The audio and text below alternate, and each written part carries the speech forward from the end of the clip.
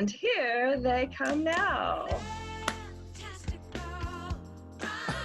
It's a bob. Hey. The new song. New theme song. I love this. Oh, I love it. I mean, we love a theme song. Come on. Who Yes, doesn't? Brandon.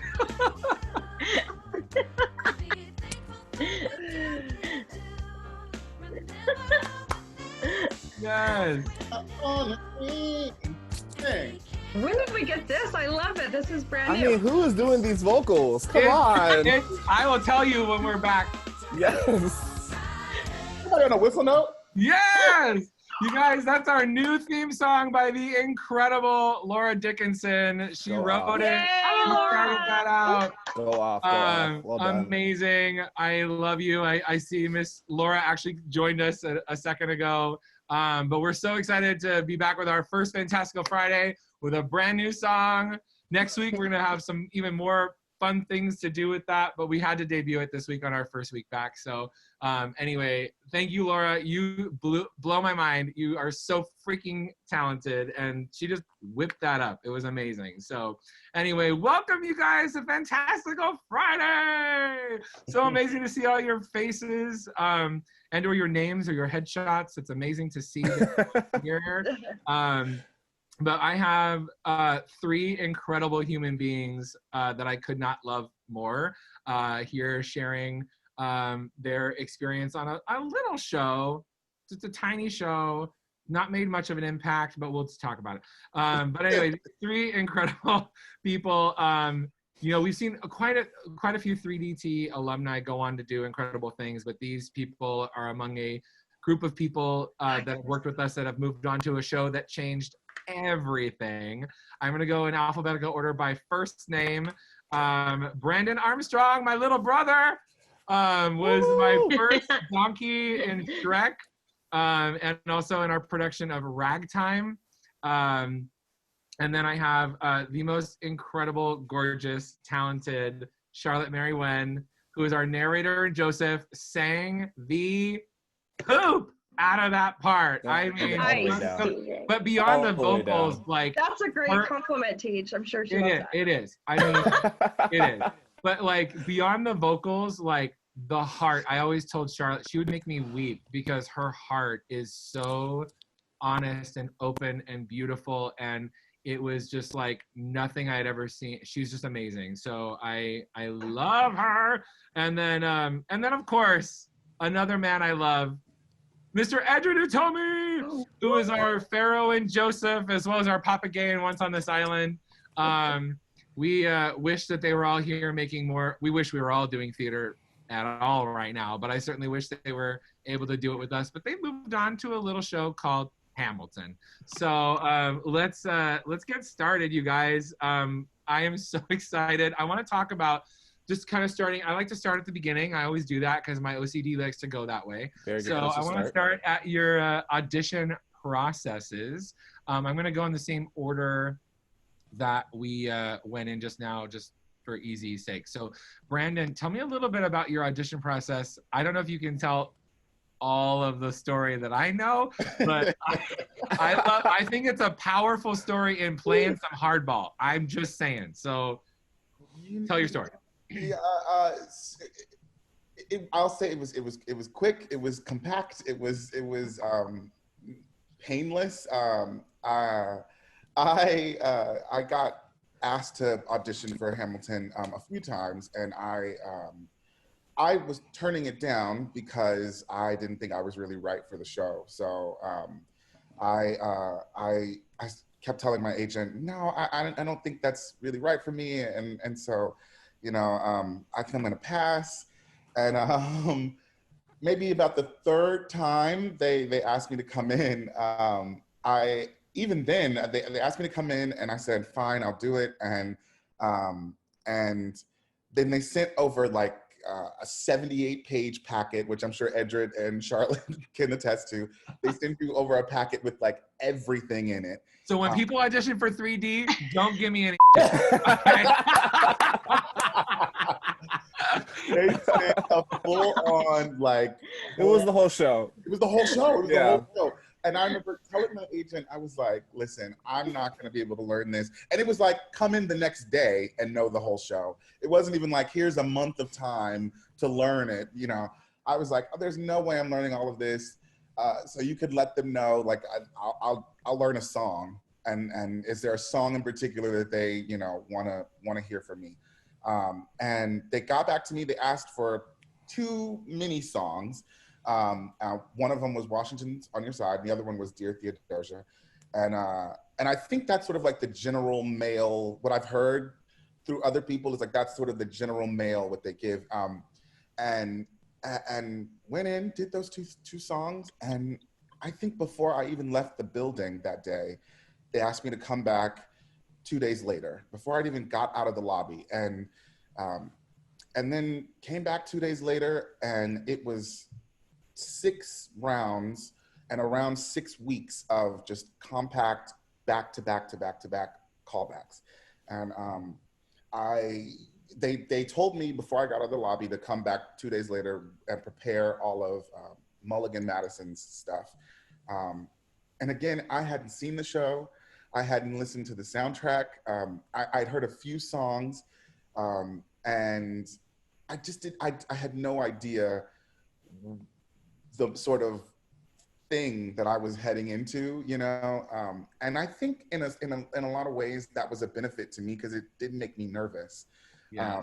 I think if I would have really sort of absorbed how massive the show was, how massive the idea of doing the show in Puerto Rico with Lin-Manuel was, if I really just would have dwelled on that, I think I would have frozen up. But you wouldn't have booked the job. No. I wouldn't have booked the job full on. And I think it just was so sort of like, I don't really know what it is. And it always just felt like this unattainable thing.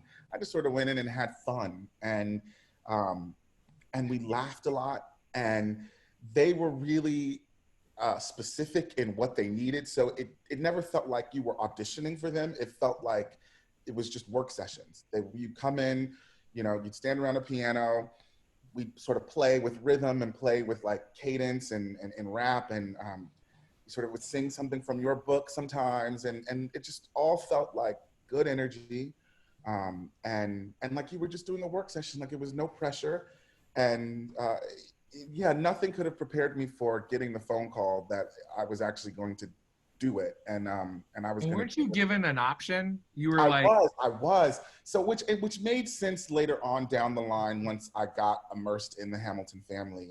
It's such a wonderful job to have for so many reasons, but I think the most important reason is it's such a family, and they make it feel like such a family amongst the cast, and they do a really great job of when there's a new opportunity, reaching into the family and asking those people involved in the show already, do they want to, you know, open up this company or do this or do that? You're allowed to sort of put those requests in to move from, you know, a stationary show to a tour, if that's what you're looking to do.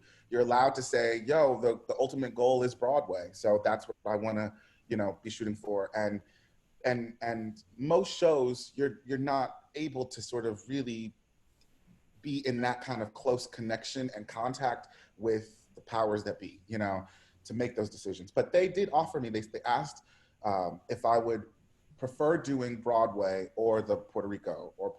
And I knew what I know now is obviously the guy who was playing it on Broadway also was very interested in doing it opposite Lynn and PR. And I knew I would have been remiss had I passed up the opportunity to get to do it in front of Lynn and with Lynn. I knew that what we were going to do in Puerto Rico was such a massive thing.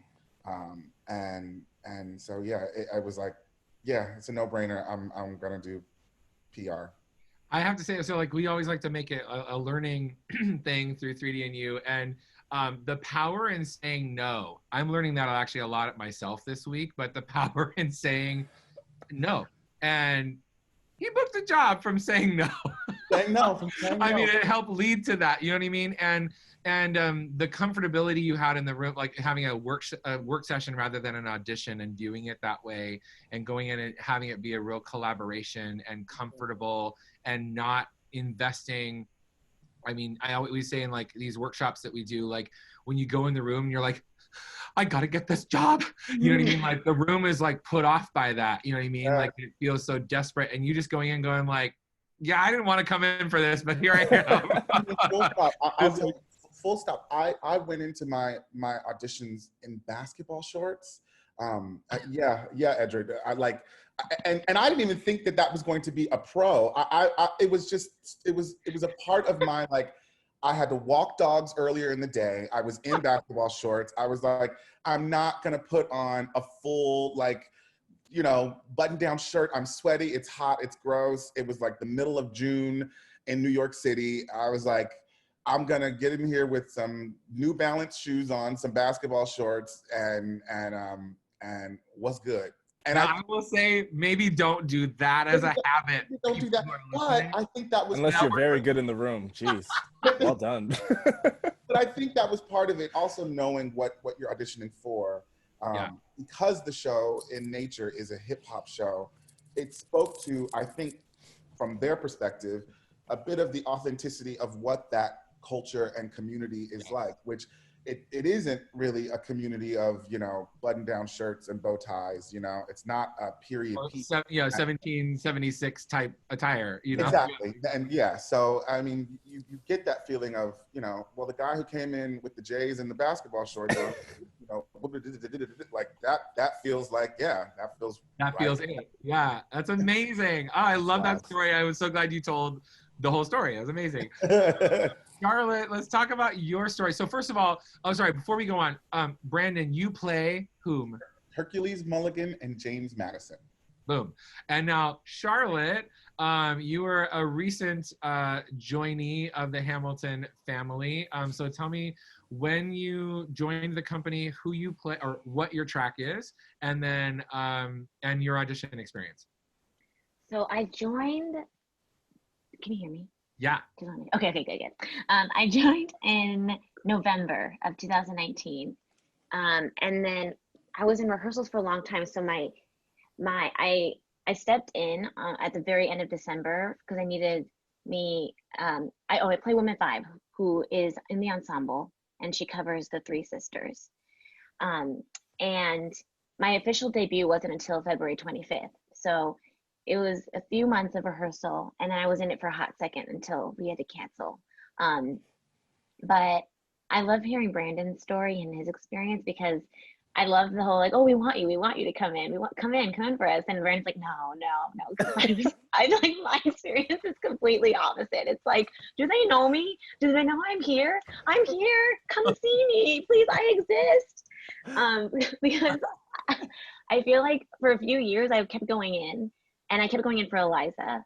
And it was, I think it was like 2016, 2017, I went in for it. And then like, I didn't go in for another year. And then I was like, okay, like maybe they forgot about me. And then I went in again, and it was all when they came to LA. So it'd be whenever they came to LA and they wanted to see like who was out here. And then last year I wanted to make a New York trip and kind of audition for like a month and just see what it was like, and just to spend a month out there. I wanted a break from LA and just to see my friends in New York. So I went out there in August, and the first week I was out there, I had a Woman 5 audition, which is just the Angelica packet, the Eliza packet, Peggy packet. And then from there I had like a dance. Oh, they didn't call it a dance callback. It's a movement. They called it a movement callback because we are the non-dancers. So it was like me and 7 guys, and they taught us a simpler version of my shot choreography. And I remember like making my friend teach me the actual choreography in a room like the day before. I was like, you need to teach me the choreo because I'm not a dancer. And he taught me like everything, and like all the like the stuff that you do on the floor with like your like, I don't know, these weird things. You have to use your abs, and then you're like up, and then you're like down. And I was like, this is so embarrassing. I was like, this is gonna be the most embarrassing dance callback of my life. And I was petrified. But then I walked in, and then it's like, instead of doing all these floor things, you're just like standing there and like just doing head nods and stuff. And I was like, this is my speed. I can do this. So then I went in for that, and then I think like 2 or 3 weeks passed, and then I went in for a final callback. where I did the same packets all over again. And yeah, I went the opposite way. I went like black dress, black heels, Brandon. Just like I like put so much effort. I curled my hair. I did my makeup. I wore fake lashes. Like I was like, oh, I'm gonna show them. You did it. Yes, you did it. Yeah, now like for the show, they're like, yeah, you don't have to wear lashes or anything. Just, it's like natural. I'm like, oh, great, that's fine. That's good. I love it. So Edred, now your journey has been a remarkable one. I was both for Brandon and Edred. I was among the first people that got this news via a phone call, and I wept. I just like, oh my God, it was such an amazing moment to hear this news. So for you, Edred, tell me about your audition process, and then who you were, who you are. Okay. Sure. So I booked the show in 2018, February 1st of 2018 was when I got the call. I was originally the standby for Hamilton, Burr, and Washington on the Angelica tour. I cannot. We're going to talk about learning that in a minute, but a lot of words, lots and lots of words. And so yeah, that was my audition process. Was actually kind of different from both of theirs. I had kind of never really gone in. I had an agent that didn't want me to go in, essentially, and so I had to get a new agent. And my new agent was like, we hadn't even signed really with each other. We're like, I'm just send you out for some stuff, see how it goes, and then I'll get feedback from the casting people, kind of get to know you. I had just moved to New York pretty much at this point, so no one really knew me there. I had never been in for Telsey or anything like that. And so I went in and I sang, like he said, there's like a billion pages that they give you of this packet. And I think I had like 3 songs from each person for the preliminary audition. So it was like the opening number as Burr, and you do all the parts as Burr, like Wait For It, Rumor It Happens, and then also Right Hand Man, and One Last Time, and this, and then also My Shot, and Yorktown, and like just a lot. And so I went in, and mine was condensed. Like I think Brandon said it was like 6 weeks, in a couple years, and like me, it was very much, like 2 weeks. I had one audition 1 week, and then they're like, great. I think it was a Thursday. They're like, great, we want you to come back on Tuesday. I was like, cool. So Tuesday, you come back and you do the callback material, which is like those 3 songs plus 3 more songs. So it's like 6 songs for each character. So it's literally like the whole show, essentially, especially if you're doing Hamilton and Burr. It's like everything but what the girls sing. So, pretty much all those parts. You need to hear the Schuyler sisters as well. I was like, great, I'm warmed up. I can do Helpless. So it was essentially the whole show. And so, yeah, I didn't sleep that weekend. I knew the thing about it is that I was a Hamill fan, and I still am. And so I had listened to a lot of Washington. Chris Jackson's my hero. I listened to a lot of Leslie. He's my idol. But I never in a million years thought I would ever play Hamilton. I always thought, like, if I was ever going to be in the show, I would be Lafayette Jefferson. Like, I'm that David type. I'm the showman. I'm the purple suit, Spoiler alert if you haven't watched it on Hamilton. I'm the Pharaoh. Like, I'm that, like, I'll get in with that energy, Yeah. So I never really, like, dove into any of the Hamilton raps. I never really did character work on My Shot or Hurricane or anything like that. And that now I'm called in for Hamilton. So I spent all weekend essentially learning the rhythms and the rhymes and the motivations, and I was on Rap Genius, for for all of these songs that Hamilton has to do, trying to understand why he says everything and how he says everything so quickly. And so I went back on Tuesday in the morning for a callback with like the associate producer or the associate director and music supervisor. And then after my audition, they're like, great, we want you to come back tonight for Alex Lacamoire. And I was like, oh, okay. And I'm like instantly sweating. He had just won a Grammy the night before for Dear Evan Hansen. So like he's out of all the creatives, for some reason, he's the one that like makes me instantly sweat. I do not know why, but I was like, he like walked by me. He was like, hey man, we can't wait to get in there. I was like, yeah. Like go to the like shove paper towels in my armpits. And so we went in and like Brandon said, it was very much like it was a work session. You sing the stuff and then you kind of like, okay, come around the piano and like work some stuff. I made a mistake at one point. I was like, history has its eyes on. Like I ran out of air and nothing came out. And I was like, well, that happens.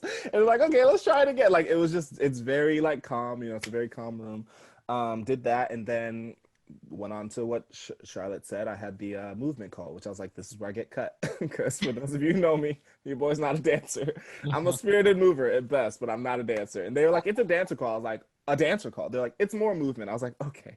And so I went home and like, I watched Andy Blankenbuehler has these videos where he like breaks down certain choreography from the show. So I went and I watched that, and it was Yorktown and My Shot, and I spent all night trying to learn them both. Luckily, we only did My Shot, thank God, because Yorktown's much harder. So we just did My Shot, and it was like the reduced version. I was like, okay, cool. And then after that, they're like, we want you to come back. It was that Thursday for Tommy Kail, you know, and they were all like videotaped and all that. So I went back for Tommy in the morning. At like 10 a.m.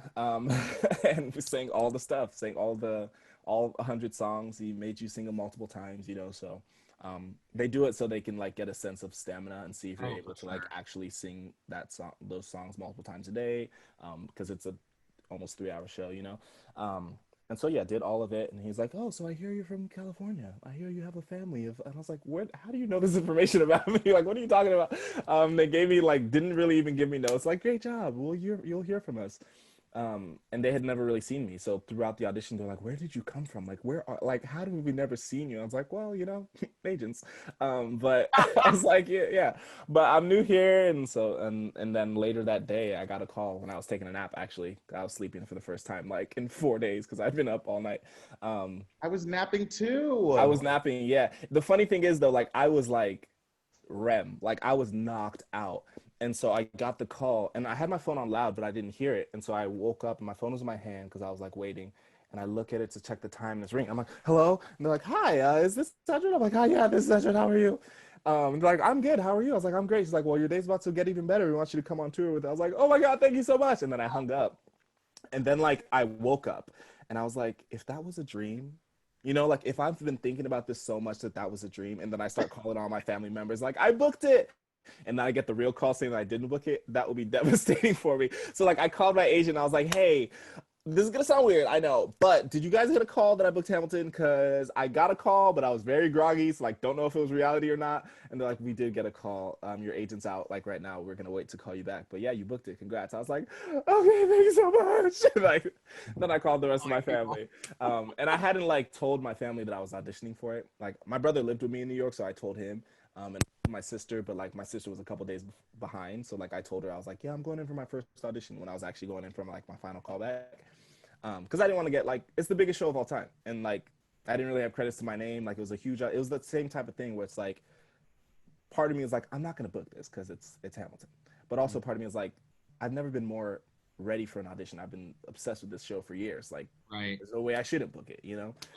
So it was that juxtaposition. And so I hadn't really told anybody. I didn't want to get everybody's hopes up.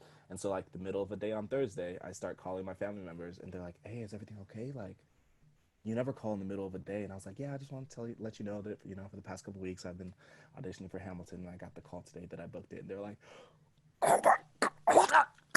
They like runs downstairs to their office. They're getting the street like, "Ah!" You know, so it was fun. It was yeah, that was oh, and I then had yeah. to pull over. You called me when I was driving. I had to pull over.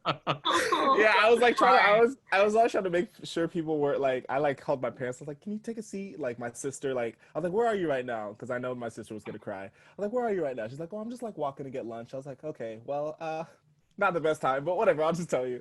And she like had to like stop on the side. She was like, "I'm just so happy." I was like, "Thanks." I love this. Why I asked each of you to share your stories is I think it's so important for artists to know that you can audition for the same show and have such a completely different experience, and that there's really no way to tell that you go in 6 times, you go in 2 times, 3 times, that you can't tell like how much they love you or don't love you or whatever the case may be, and that it's just so important to not get in your head and to just go in, do what you do, and let it go, and what will be will be. And it's so cool to hear the 3 of you guys, your different journeys. So let's talk real quick. We're gonna go back to Brandon. I'm just gonna say stairs. Oh God. So, I know. I'm so glad I don't type into Hamilton, and if I lost one part I would play doesn't walk up any stairs. But What? What? What is my experience with stairs? They How are. many? How many times you know the numbers? Tell me the numbers. Oh my God, is it 20? Is it 24? 24 up, 24 down? You counted? Oh yeah, we counted. Oh, And when you're a person of size, you count. oh, you count. Oh, you count, honey. That's incredible. I mean, I've fallen down my share of stairs on stage for sure. Well, Oh man, I was gonna say like yeah. Go ahead. Falling down the stairs, but boy, I have felt myself have heart attacks going up and down these stairs. I just can't imagine like being like a bigger dude. I can't imagine that, but I mean, I can't imagine rapid fire dialogue and music while like like as you're like running up and down stairs. No, and they don't sell that part of Hamilton, right? Like they sell. Oh, Like, you're gonna get your cardio on. Yeah. right, when I booked it, I was like, okay, I'm not Hamilton, I'm not Burr, so I'm not going to be the person on stage doing the most work. I figured, there's too much movement happening and it's so much going on that the show must be tracked. They must be having, like canned voices holding down a large chunk of the singing. All of these things were false, and even the rehearsal process, which we can get into later. But even throughout the rehearsal process, when we were rehearsing in New York, it was either in New 42 Studios, it was either they could build the stairs, like they could build the surround, or they could have the turntable. So they chose to have the turntable, and so when we would be mimicking going up these stairs, you just walk over and like pretend to like, jog in place, like you're walking upstairs for a second, and having no clue what was about to hit us. We got to PR and we changed venues, which was a whole nother fiasco. Oh, which we're gonna talk about. And when we first got on stage to do the show, like we had done our cue to cue. We're gonna run the show. We only had one shot at running the show before there was going to be, Oprah's in the audience. So it was like, okay, so we're gonna go for it. I kid you not, that was my first time ever trying to do this show in completion. I would be like, is my airline ticket round trip? Oh, and then we didn't even make it through the whole run through because we had an unfortunate accident with one of our woman 5 at the time, Morgan, who did fall off the steps. Oh, I love Morgan. Oh no. She fell off the top surround, and so we had to stop that run through. She hurt herself, and then we didn't know what was going to happen. So our first time getting to go through the show was with an audience in front of us. And it was during. You heard it here. It's not just at 3D that happened. No, everywhere. And it was during my shot. And there's a point in my shot, hopefully I'm not spoiling anything for anybody and people have at least seen the Disney Plus thing, but there's a moment in my shot where there's all this action happening and then the crowd of people freezes while Hamilton is doing his little solo inner dialogue rap. And it's during this freeze, we're like standing there. I know I had a heart attack. I know, like I was sitting, I was like, I'm having a heart attack. I can't breathe. And I was literally thinking to myself, okay, how do I tell my agent, get me out now? Like, is there something I could text her when we go? I already said I didn't want to do it. I already said I didn't want to do it. And now I'm out here doing it. And I'm having a heart attack. And I want off. Maybe it's different on Broadway. Yeah, right. Less stairs. Less stairs. That is intense. That's so intense. I love it. So let's talk about the rehearsal process real quick, and just kind of opening it up to you guys. I don't want to spend like a huge amount of time on it, but just touching on the fact that I'm sure the three of you, at least Brandon, I know, versus Edward and Charlotte, had very different rehearsal processes. So just talking about the length, I know Brandon, you got to essentially get to create the show again, which is a very unique experience when you're launching a new company of the show, and then rehearsing in New York versus rehearsing somewhere probably on the road, I imagine, or what have you. So can you guys just kind of free for all talk about your experiences real quick? Edric, were you on the road rehearsing? Did you do So New York? I did 3 weeks in New York and Okay. then 2 weeks on the road. And it was like those 3 weeks were not just rehearsal though. It was like come in for a day and learn 2 hours of music, and then 2 days later it's like you have a 1 hour costume call, then you have another 3 hours of blocking, then you have, so it was kind of like sporadic for 3 weeks. And then when I got on the road with them, it was 2 weeks of like pretty strict, because then we had the stage. We didn't have the new 52 turntable. We were at King's College, and it was just like tape on the floor for everything. And so we like kind of walked it out. But then finally, when I was on tour, that's when like during the day I was able to be on stage, and then at night they did the show, obviously. But and then I would just watch forever. But yeah, that was, my rehearsal process was like, it was kind of like 5 weeks, which is I think pretty normal for learning characters. So when I learned Ham, then I learned Wash, then I learned Burr, and then Lafayette. But I learned that in like a week because I had already been in the show for like 9 months at that point. But then when I took over for full-time Ham, we didn't have like another like rehearsal or anything. It was like I already knew the show, so they just like put me in. But yeah, for each character, that's normally between like 4 to 6 weeks of rehearsal Per role. per role. Yeah, and Oh, they'll wow. try to give you a little bit of time between roles if they can, if they have the availability. So like I didn't go from like learning Ham and then like the next day starting Washington. It was like I did Ham, learned Ham, debuted Ham, had a couple weeks to do Ham and get notes, and then they're like, okay, cool, we're gonna start Washington next week. And It's not always like that, but Yeah, and for you then, they scheduled you time in the show so that you could like get yourself your feet on the ground? Or so it was only for Hamilton, because full-time Hamiltons, we do 7 out of 8 shows a week, and so the one show a week is left to the alternate essentially, and so all the covers get to rotate that role. And so when I first got on tour, it was more of an alternate than it was like a now it's like rotates, so like each person gets a turn. But back when I did it, it was like I would do pretty much every Tuesday. stand by. So Yeah, I right. got one a week at least. I have to say, like, one thing I hope that changes about theater that has that kind of budget, like when you have standbys and understudies and you're doing 8 shows a week, that the poor Elphaba, the Glinda, they don't get the show off a week. Like, you know what I mean? Like, it's so, I feel like that the people that have roles like that, tracks like that, should, and the understudies and standbys and covers, like they all should get that opportunity to go on once a week. I think it's becoming a more like, I have a friend on the Dear Evan Hansen tour, and she says the Evans do 6 out of 8 a week, and so that the other 2 performances, they essentially they can't do 2 show days. Right. Ever, Yeah. so it's like they can't put themselves through it, which I completely get. And so like the covers or the standbys get to go on pretty frequently. I mean, pretty much every week, which is good. Just because it's like you don't want somebody who hasn't done it in 3 months to now jump in and lead the show, because everyone's talented, but also that's like I had to do everything. Yeah, like Burr was like that for me. Like Burr was like, I went on like 3 times when I ended up learning it. It took like, I learned it. It was like 2 weeks. I debuted it.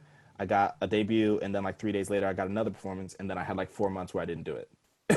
And then they called me at 10 a.m. like, hey, you're on for the matinee. I was like, okay, okay, cool. Let's see if I remember these words. I think it would help everybody. Like that, we've had plenty of conversation within our company as well. This show is unique in that even the principals who are more secondary are still doing a lot of heavy lifting, and it is something where this show is so intricately blocked and staged that one person's interpretation of that dance step can throw everybody off, So it's 3 turntables. Right. Yeah. Oh my gosh. I mean, it is something where in this show, it would be dope to have our standbys and understudies go on more. And I know that feels like for the ensemble too. The ensemble is all of it, killing themselves in that show, and to not have someone. But the ensemble does. They get swing outs. Oh, they do. Yeah, Oh, so I think like once every maybe 3 or 4 weeks, a swing will go on. Yes, Oh, that's that's great. mandatory. To give them a show off, which is good. But I think principal swing outs are something. I can't complain because I do 7 already, but I think principal swing outs are a thing. I also we've all love that talked it about. gave, I had that, when I was on tour, they did that, and it reinvigorated my perspective, my love, my passion for the show, because you got to see it. You're to like, watch it, yeah. our show is so good. Yeah. You know? Yeah. Yeah, so it's great. But, I think it would be something that would be very helpful just across the board, like you said, TJ, in all big production shows. Yeah, when you have those kinds of resources. So Charlotte, was your experience rehearsing? I know you also went in initially learning 4 parts, essentially your own, and then covering. So how long did you rehearse before you were then in the show, and then how long until you started learning your covers? So I joined. There was a big turnover of a lot of people leaving San Francisco for going to the LA company, and so I joined with 3 others at the time. There were 3 others in my group, 2 swings and man 5. So the 4 of us kind of had a little calendar of, we're gonna have like 4 weeks dedicated to these tracks, and then a put in, and then another 4 weeks, and then another put in, and then another 4 weeks, and then this put in. So we got through. I didn't learn Woman 5 first. I learned Peggy first, because I think that there was a little gap of when our Peggy was leaving and we were bringing in our new Peggy, that they needed me in for just a couple of shows. So, or just in case something should happen. So I learned Peggy, then Angelica, and then Woman 5. And then I have yet to learn Eliza, because rehearsals have been 4 or 5 weeks. And then by the time we were canceled, I was learning Eliza. Wow. Yeah. You said you got to go in as Peggy right before this all happened. So my follow-up question for you is, because I know Edred and Brandon, obviously, like, their show is in their bodies, right? So like when they come back, I'm sure it's gonna be a little bit of like, whew, just figuring that out or whatever. But like with you, like, you didn't even quite get your feet on the ground. So like, how are you keeping that in have you been like trying to keep all that knowledge in your brain? Or you just kind of. Yeah, I've done Woman 5 maybe like 3 weeks now, 2 or 3 weeks. It hasn't even been like a full 3 weeks in my body. And I think afterwards I was like, okay, well, we're gonna be off for 2 weeks, so I'm gonna come back, and I'm gonna know my Eliza stuff. I'm gonna be off book. I'm gonna know all her harmonies. And so there was a period during quarantine where I was like reviewing things every day, and then as it became more apparent that we weren't returning, I'm like, okay, I don't need to look at over to this. bed for a minute. Yeah. Yeah, I think that all of us, before we get back in the swing of things, we'll have a rehearsal period, I'm sure everyone will kind of need to get back there. So I know I'm glad to know that I won't be the only one, even though I haven't really gotten into it as much as everyone else. But that when we go back, we're all going to have to kind of relearn entrances and exits, I hope. I don't know, Brandon and Edred, probably they can do it in their sleep. But No, absolutely not. Girl, this show is gone. It's not in my head anymore. We're going to need a whole rehearsal process, 5 to 6 weeks. I watched the Disney Plus thing, and I was like, yeah, I don't know lyrics. I don't know. Let's talk about lyrics, because I don't know a single one of them. Yeah, so I was going to say, like, you had to learn an impressive amount of lyrics. So did you ever go, nope, I'm out, like, oh my gosh, no, this is insurmountable? Or was it just like you never could let yourself go there and you just kept going? And then follow up, if you had to go back on for one of those parts, which obviously you wouldn't because you're full-time ham, could you?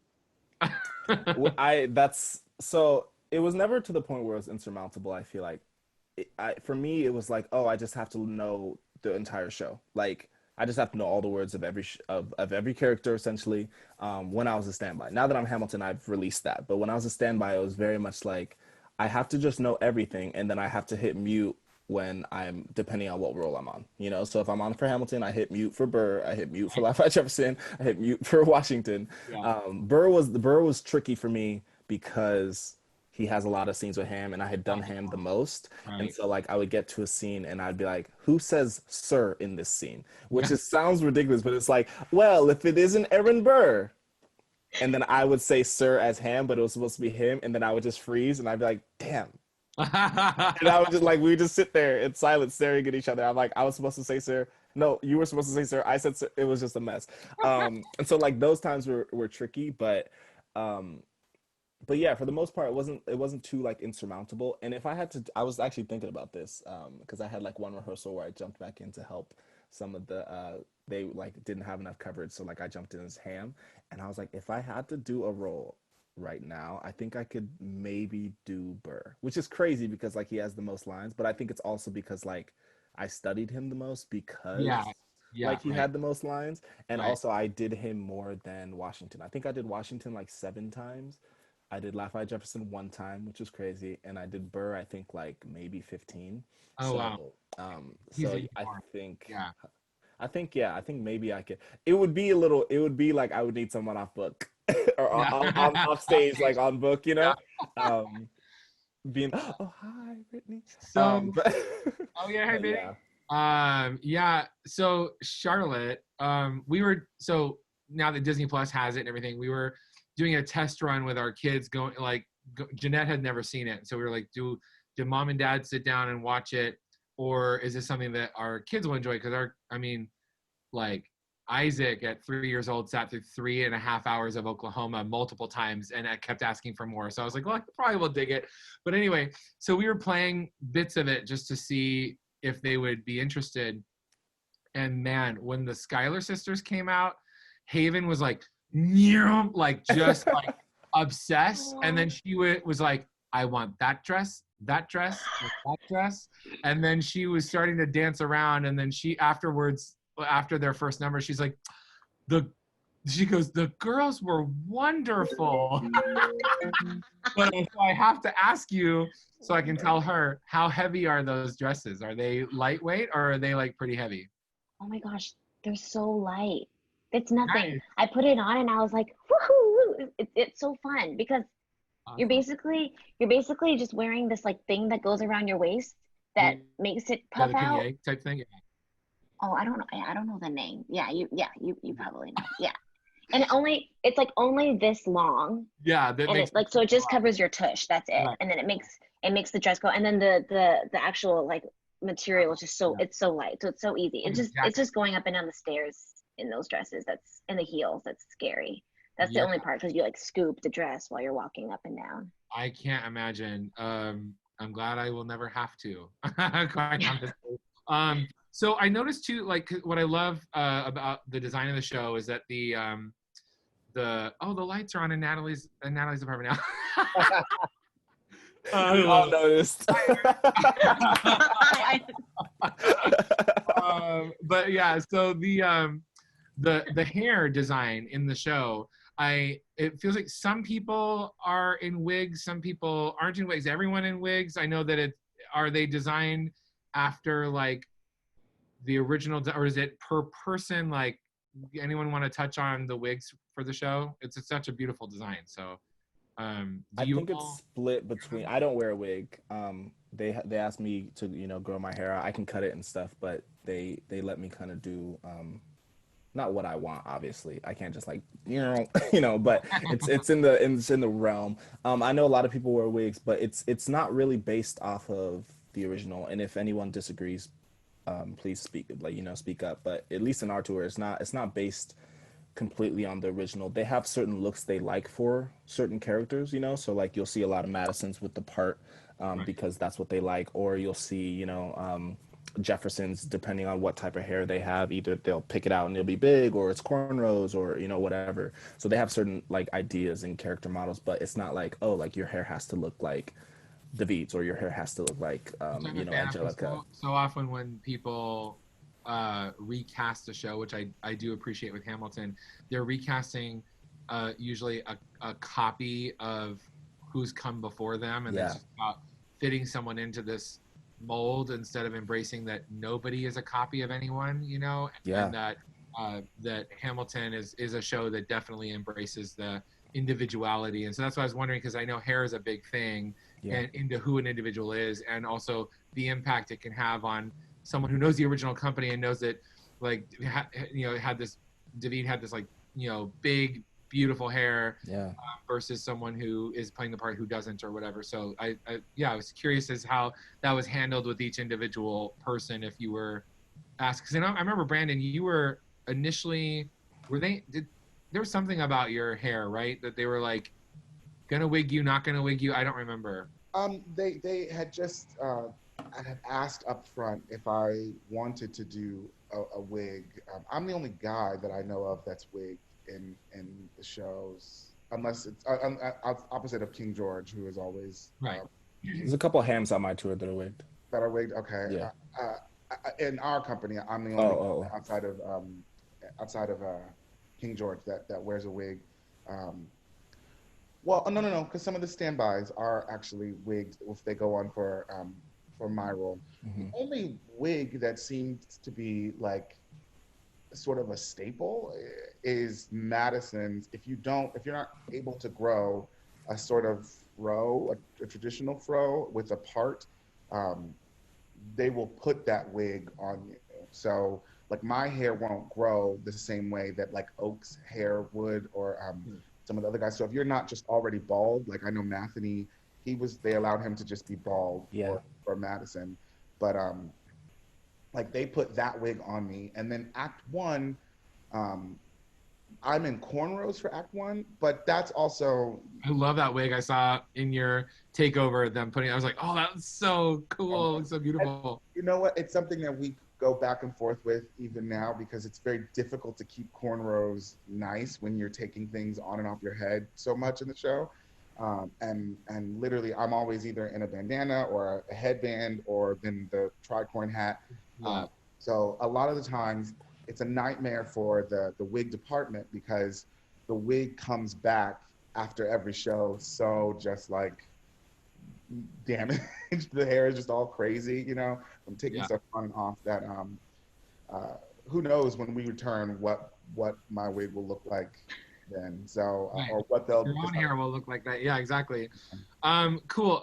There's a few questions I kind of want to blow through before we get to some more meaty discussion before our fun 2-minute rapid fire, not rapid fire.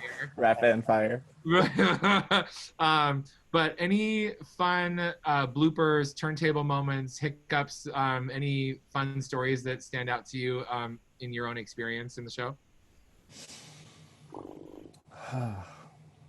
Where to start? Yeah, mine's always flawless. Nothing bad ever happened. Perfect. I've never messed up a word in this show. No, I think that there was one time that it was incredible. There was this lady in the audience, and she was already a bit tipsy when she first showed up. She was a little rowdy, but after intermission, after she got whatever drink in her and intermission, she turned into like a full maniac. And after every scene, it would like the audience would applaud, and then it would go quiet, and she would just go, "Woo!" Jeanette there? All like I swear she hadn't seen the show. and we were all trying to keep it together, and like, you know, and no one is like making eye contact with each other, because we know if we look at each other, somebody's gonna break. And it was the scene, it was Madison, Jefferson, and Burr after Hamilton drops the pamphlet on John Adams. And we're supposed to, you sit down, you fat mother, boo. Yeah. And I turn around and I'm supposed to say this line, Hamilton's out of control. And he dropped the thing, and as I'm turning around in the silence, she goes, woo, woo, woo. No. I looked at Simon and Donald, our Lafayette and our Burr, and or Jefferson and Burr, and we could not get to we know. Like it was like I couldn't say the line, and the orchestra was just vamping, bum bum, bum, and we could not get it out. It was just full stop. The audience started laughing at us, and it was like us trying to get it under control. It was. I live for these moments. Two questions from now was: is there a favorite interaction with an audience member, or something an audience member yelled out that broke the cast? So I don't have to ask that question anymore. That's amazing. And I will have to now ask Jeanette if she had seen your show because. Do either of you guys have a fun? Oh gosh. So when you've been in the show as long as I have, you're bound to make billions of mistakes. I'll give one for each character, except Lafayette Jefferson, because I only had one. Oh no, I have one for that too. We'll start with Lafayette Jefferson. I had done it one time. I had like learned it and like it was they're like, we need you to learn it just in case we, you know, run out of coverage or whatever. It's like a transitional phase, right? This was right before I took over full-time Hamilton, and didn't think I was actually ever gonna go on. It was like 3 weeks till I took over. It was not a big deal. I just finished like a weekend of burrs. I did 4 burrs in a week, and it was the Sunday night show. And like an hour before, they're like, "Hey, do you want to do Lafayette Jefferson tonight?" I was like, "Okay, I guess, sure, yeah, why not?" And I did it, and I was like, "Oh, Jefferson's easy. Like, he has his big moments, but for the most part, if I don't know what I'm doing, I could just follow Madison around. It's not a big deal." Our Madison had a panic attack during the show, and so right before Helpless and Satisfied, which is like the hardest number in the show, and I was like, I don't know what to do. I was like, I kind of know what to do, but like I kind of also don't know what to do because I learned this in a week. And so I was like moving, and I was moving late, and I was worried about what was happening off stage with my mulligan. So like I was all over, and I like went, and there was a part where the dancers like freeze, and I was supposed to be past them, but I was not past them. So like I ran into them, and I was like froze with them, like holding them, and they were laughing, and I was laughing. I was like, I'm sorry, I'm not supposed to be here, but I am, whatever. Yeah, that was a mess. A word flub is burr. I said at the top of Room Where It Happens, it's supposed to say, "And Madison and Jefferson are merciless." And I said, "And Madison and merciless are Jefferson." And our Hamilton just looked at me like, "Well, like, the sin of the sinner." And he started laughing, and then he turned around, and I had to do an entire number after that. And I was like, "Can I just be off stage?" It was a mess. And then, yeah, I've had a couple as Hamilton, probably. I had literally like I cannot imagine, like I played in high school the Major General in Pirates of Penzance, which is going to be my closest to ever. It's not rapping, it's a pattern of having to speak quickly. And the one day that I was like, you know, I'm in high school and I'm thinking like, I got this. This is great. And I didn't review the song before I went out because it was a part of my ritual. I was like, I would just warm up with it. And I was like, I got this. I don't need to do that anymore. I went out and I went, and the orchestra was going, and everybody's like, oompa, oompa, oompa, like looking at me, like waiting. And everyone kept going, and by the time you realize where you are, it's 10 seconds ahead. And you're like, I can't catch you. I can't catch you. And I just literally stood there, and everyone else saying the echo to things I wasn't saying. So I cannot imagine being like in your spot, like with a show that's moving like that. Like, how do you get back on when you? Yeah, it's your job. That's the thing. It's like either there's like 3 methods, right? There's one method where you just pause, take a breath, and then catch it.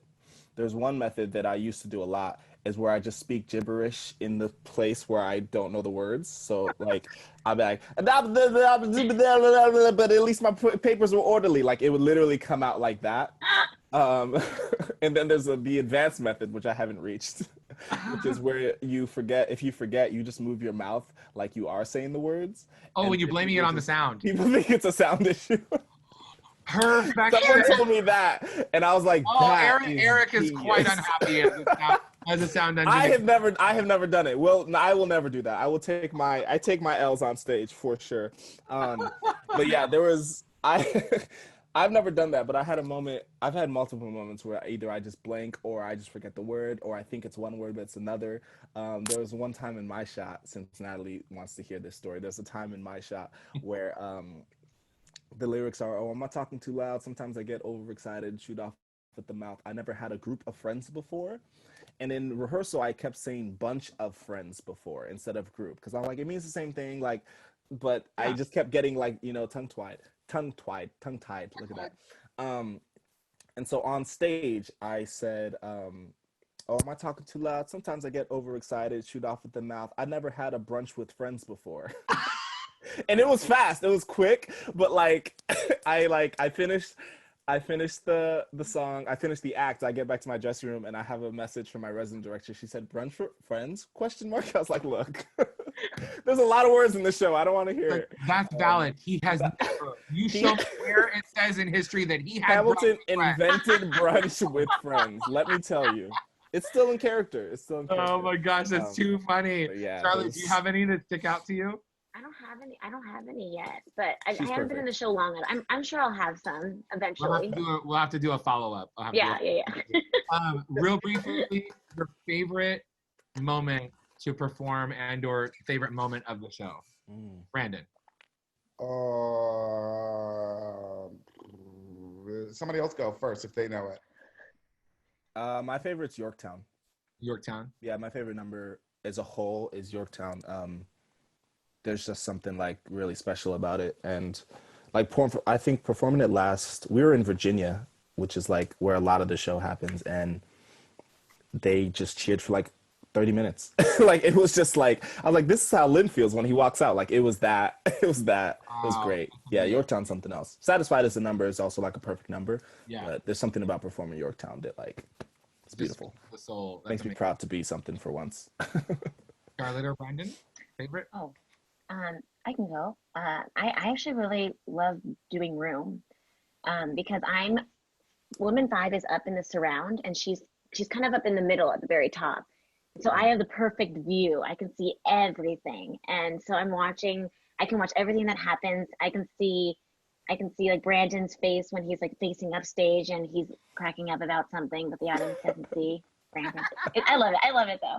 Those are I love those kind of moments. I love it. Yeah, I love it, and I can watch all the dancers. So I'm doing, and it's everything that we do up there is just so simple. It's either just watching or like doing simple snaps and stuff. So I don't really have to think about it. So the whole time I'm watching everyone. I'm watching the choices they make. I'm watching Burr, and it's such a fun place to be. Just like as a cast member to watch everyone else. Best seat in the house, I would say. That's amazing. Yeah. So Brandon, favorite? I think I'm split between Yorktown and the finale. I think Yorktown, I mean, they're just both such like powerful moments. Yorktown is like Edward said, just an amazing moment of you just feel proud to be an American, and something about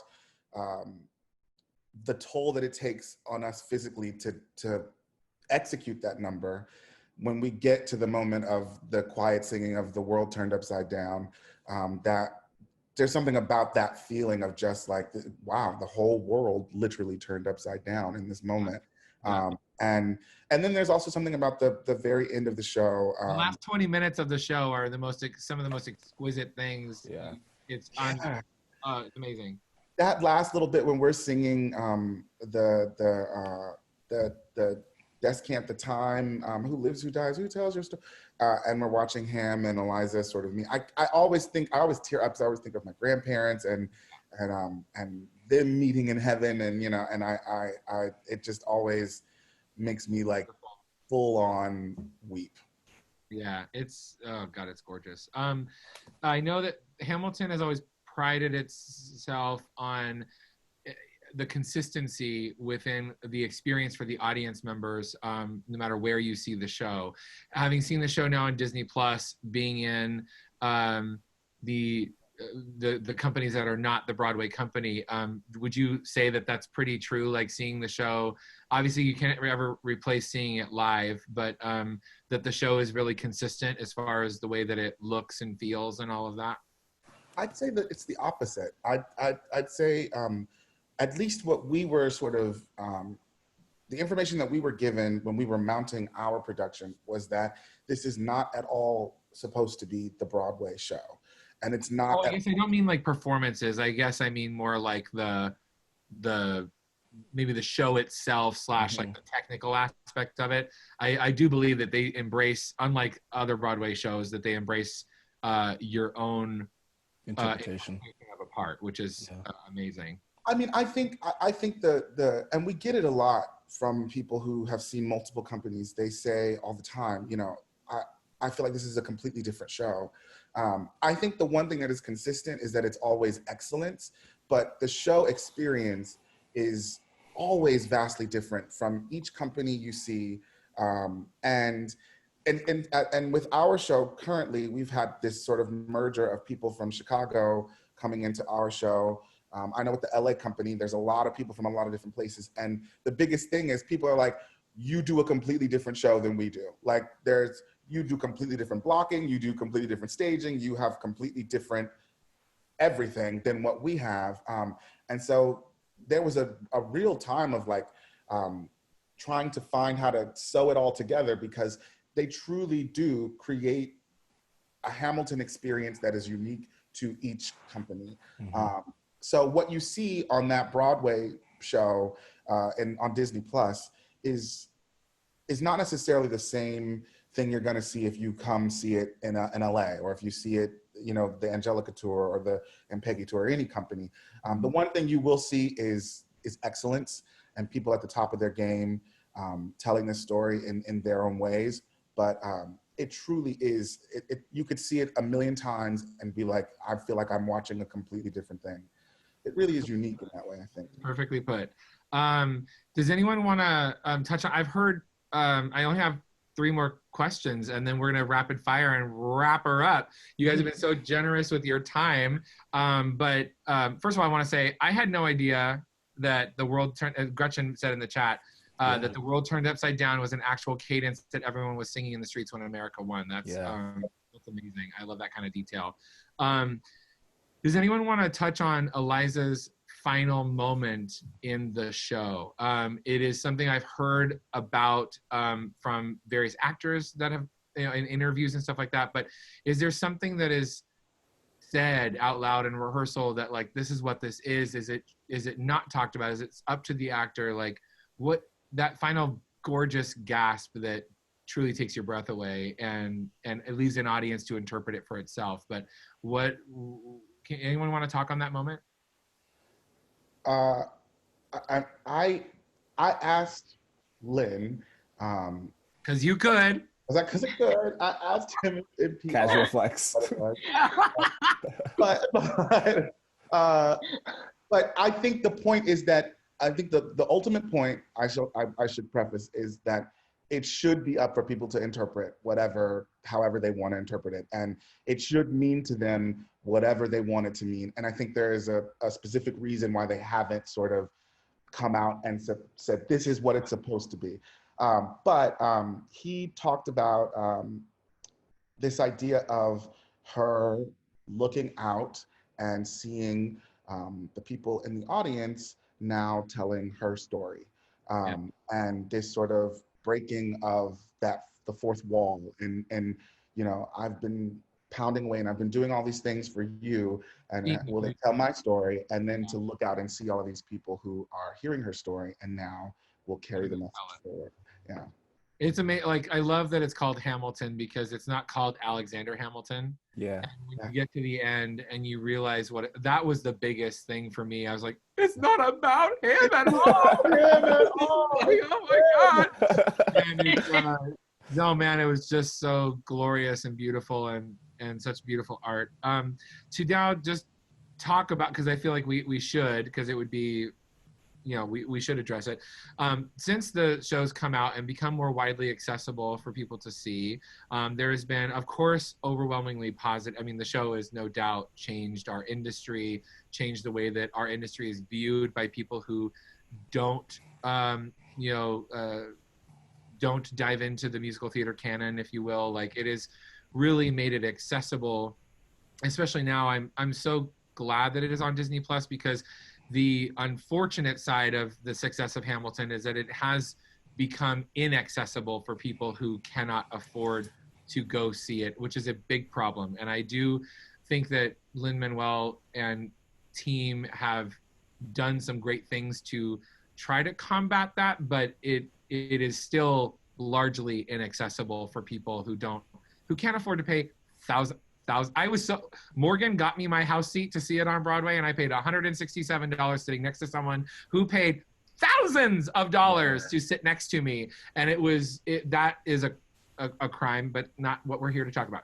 So, but you know, there have been people, of course, that have come out talking about you know, it doesn't address Hamilton's participation in like the genocide of Native Americans and slavery, and that it is that people have a very divisive opinion on people of color telling this particular story, and the founding fathers, which are now obviously currently being looked at in a very different way, and that the 4th of July means something very different right now, and all that. So what are your thought, not to put that kind of pressure on you, but I mean, like, I know that in private conversations there are Hamilton, you know, meetings and groups, and you know, that y'all chat, and I'm sure that these conversations are being had, and I'm sure Lynn, I would imagine, has weighed in on them. What anyone want to talk on this particular subject at all? I can start. I think the focus on this show right now, and the sort of the people who are split on whether Hamilton represents a good thing or whether Hamilton is promoting a bad thing, is evident in who people leave this theater celebrating. The show, like we said, is called Hamilton, but really when people leave the theater, or they leave this experience thinking about, you know, Leslie's performance as Burr. They leave it thinking about Chris Jackson touching them, singing One Last Time. They think about this masterpiece put together by people of color. And when they buy that expensive ticket for thousands of dollars, they are supporting art by people of color. And I think what we have to focus on is Hamilton is an example, and a rare example, of people of color creating something that is valuable to the fabric of American society, you know? And I think to strip away that value because of the flaws of the founding fathers does a disservice to this show and the people who created it, you know? This show is historical fiction, and we know that from the very first few scenes. We see Hercules Mulligan in a tavern with, you know, John Lawrence and Lafayette Jefferson, something that never happened in history. You know, these guys would have never actually met. But so when we hear it, when the Schuyler sisters say that, you know, their father had no sons, when we know historically that's not true, you know. So this is not a biography of Hamilton or a documentary of Hamilton's life. This is a historical fictional telling of I wish that got talked about more, not to interject, but I wish that got talked about more, because I do think that many people go to this thinking that it is his. I was in AP US history and in high school, and to think I never heard about Japanese internment camps. What you're taught about the civil rights movement is that Rosa Parks didn't give up her seat, and that Martin Luther King was an amazing man who had a dream, and that's all you talk about. Yeah. And so, like, I was like, Alexander Hamilton, I actually don't know anything about this man. So when I sat down and watched that show, I like to go see a show, and not because I'm a director, I don't like to have seeped myself, and I wish I had, because I think I got only 70% of the lyrics, having not to it. Sure. But like, I went in not knowing anything about it, so I came out not knowing that it was historical fiction, and that I thought this was what happened. You know what I mean? So I think that I wish that got touched on more often, because I don't think a lot of people know that. Mm-hmm. I mean, I think I agree with that people take away, you know, what they take away is that this is actual fact. But you know, it is as much historical fiction as someone saying, you know, in a history class, that the civil rights movement is Rosa Parks just sitting and not giving up her seat, and Martin Luther King being a good man. You know, it is. We all selectively decide what we want to tell about history in order to evoke some sort of emotion. Even in a high school history class, you know, we don't want kids to feel like, you know, the weight of oppression and the guilt of oppression and what America actually was for a lot of people. And this story it's a show about hope, you know, and the same people who are echoing or spewing out that what they desire to see are people of color as slaves in this time period. There are shows that depict that. There are many movies and musicals that depict people of color, Black people, as slaves and people of color in subservient roles. This is not that show. This is a show of people of color who are just as American as anybody else, saying, we want to step up and tell the American story our way. And we want to use our culture to talk about how American we feel and the pride we feel when we sing Yorktown and when we sing those songs that the world turned upside down. You know, that is not, you know, exclusive for a certain race of people. Yeah. And I think that's so beautifully and eloquently and poignantly put. And I love, in an earlier conversation, I'm not going to directly quote it because I don't want to misquote it, but I remember hearing that a lot of the intent behind it was that this country was built by immigrants and people of color, and to have this story told that way, I personally think it's so powerful. And I understand, you know, both sides, and hearing, you know, obviously you want to listen and hear those different arguments, but I think what it has done for our industry certainly cannot be argued. It is a very powerful piece, and you guys are so blessed to be part of it. Oh my gosh, like what a joy that must be every night to go out the stage door. Brandon, I saw that video. And just people, you are like rock stars. It's amazing, like so cool. Do you guys think that if the show were written right now in 2020, that it would be written the same way? Do you think that, I know it's total opinion because obviously like you didn't write it, but I mean, do you think that it would be the same show? I think, I don't know. I think maybe not. I think they would, I think there are more things that are looked at more critically now, you know? Even, I mean, this show has been the same since 2015 for the most part. We've had maybe little changes, lyrics here, little cadence changes, little rhythm changes.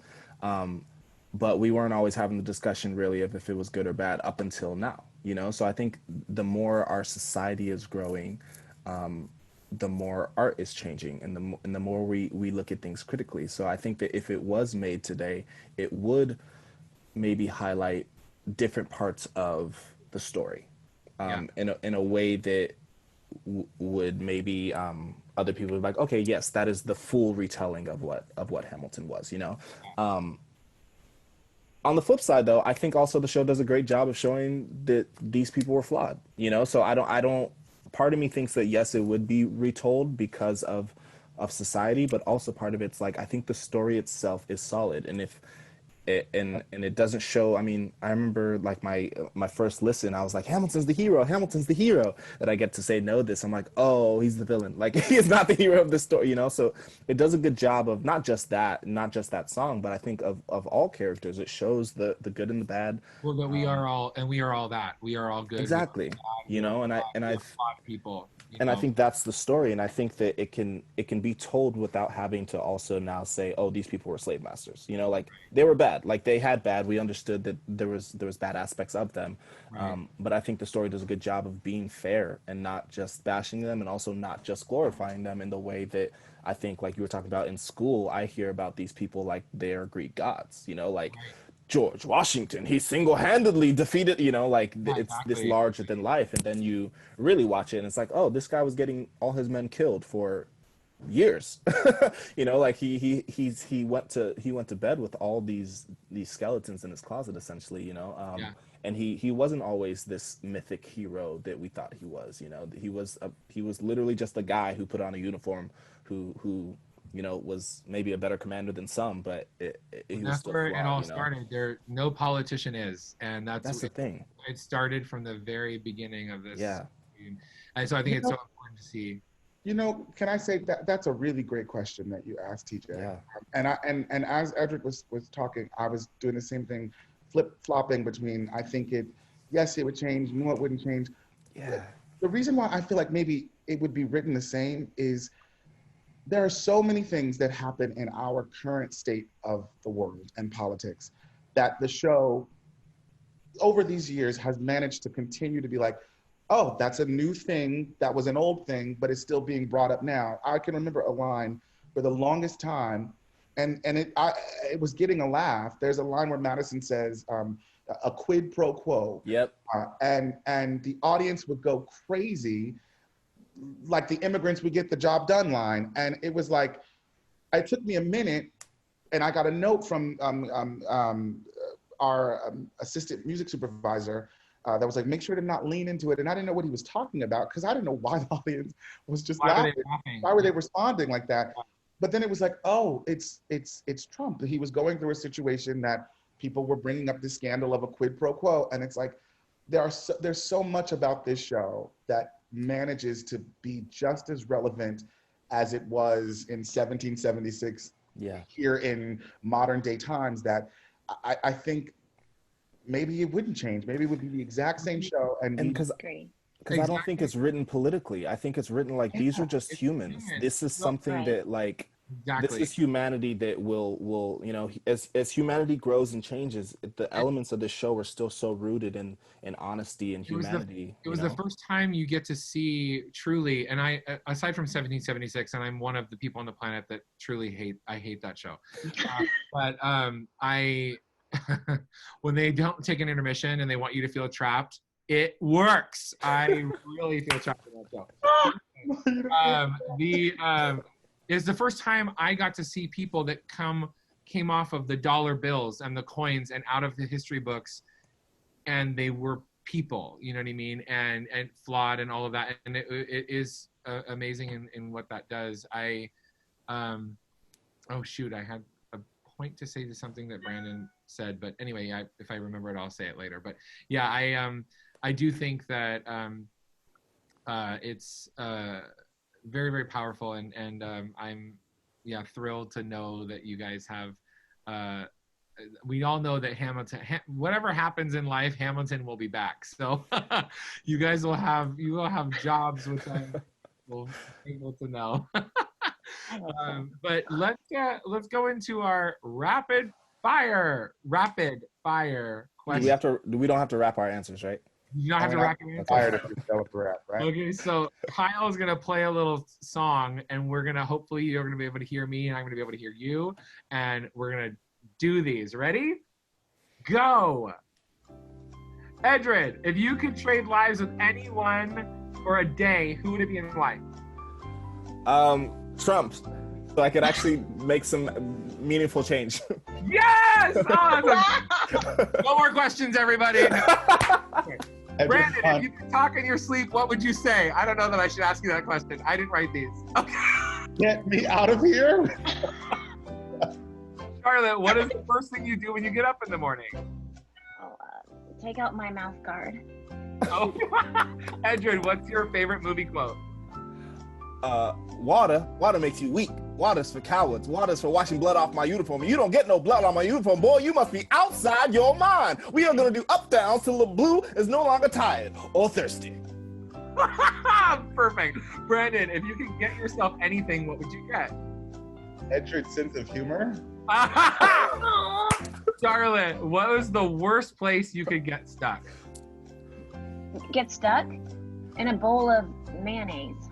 Oh, you'd like smell forever. Edred, where would you go if you were invisible? I'd stay in my house.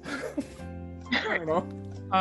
Brandon, what was the one thing? Wait. Yes, what is the one thing you own you wish you didn't own?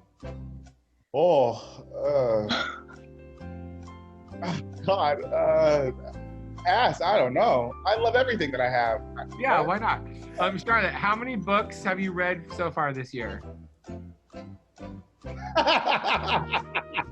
Hey, Edred. Edred, when I dance, I look like a jellyfish. Great. Yep. Brandon, who have you met? Oh, we're out of time. All right. You can finish that one. You finish that one though. You gotta finish the round though. Yeah. Okay. No, finish Brandon, it, Teach. What is the one thing? Oh no. Brandon, who have you met that you wish you hadn't? I know exactly the answer to this question, which I really wanted you to tell, which we can totally edit it out later. I wanted you to tell the story. meeting a former president. Oh my God. Yeah. Definitely have to push This is gonna be the perfect We way have to to stop recording. This is gonna be the perfect way to end this thing, and we will edit it out. I promise. This has been so much fun. A huge round of applause. We're gonna dance party our way out in this Friday. We're gonna play our new theme song by Laura Elsie Dickinson. Yay! Huge round of applause for these incredible artists. TJ, Love you, TJ. what we're doing next week.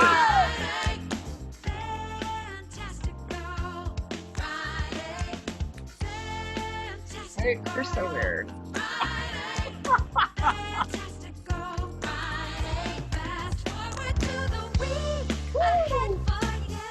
Bye, TJ. Tell everybody what we're doing next week. oh yeah. So we have things next week. There's gonna be so many classes. It's gonna be so much fun. We're gonna be posting them very soon. 2 classes on Monday, 2 classes on Wednesday. I'm dancing with Baldwin. Can't believe it. It's gonna be a lot of fun, y'all. You better Yo, whistle. that's a bop. I want that to Yes. be my ringtone. Can I get that? Yeah, Let me get that.